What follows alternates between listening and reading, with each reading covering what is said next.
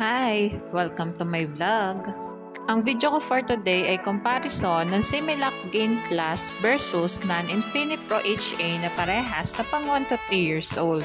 Request nga pala ito ng isa sa mga viewer ko. Maraming salamat po sa pagtitiwala na ibinibigay nyo sa akin para i-review ang mga gatas na ito. At katulad nga ng dati ay magbabase ako sa nutrition facts ng dalawang gatas na ito at ang pagbabasehan ko na measurement ay yung per 100 grams of powder. Okay, simulan na natin. Sa energy, fat, linoleic acid, linolenic acid, arachidonic acid, and DHA, lamang ang NAN. Ngunit wala itong gangliosides. Samantalang lamang naman ang Similac sa protein and gangliosides. Carbohydrates, sugars, lactose and fibers, lamang ang NAN. Ngunit wala namang naka-indicate sa nutrition facts na Similac ng sugars, lactose and fibers. At ito naman yung mga klase ng fibers na meron ang NAN na nakalagay sa nutrition facts nila. Hindi ko na nga lang binanggit guys kasi nahihirapan akong i-pronounce ang mga ito. Lamang ang NAN sa first category. At dito naman tayo sa minerals. Lamang ang NAN sa iron. Samantalang lamang naman ang Similac sa sodium, potassium, chloride, calcium, phosphorus, and magnesium. Sa selenium, lamang ang NAN. Samantalang lamang naman ang Similac sa zinc, iodine, at manganese. At pantay ang dalawang gatas sa copper. Lamang ang Similac sa minerals.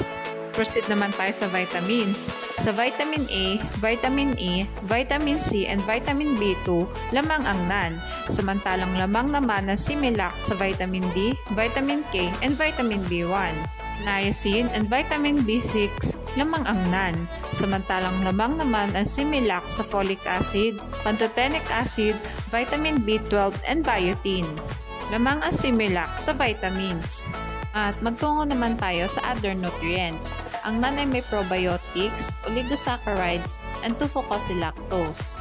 Samantalang ang Similac ay may fructooligosaccharides, oligosaccharides, 2-fucosylactose, taurine, inositol, beta-carotene, lutein, choline, and nucleotides.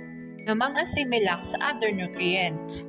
At magtungo naman tayo guys sa price na parehas kong kinuha sa Shopee. Bali guys, hindi nga ako nakakita ng magkasing bigat na pack ng dalawang gatas na ito. Kaya kinumpit ko na lang at lumabas na mas mahal ang non-Infinipro HA compare sa Similac.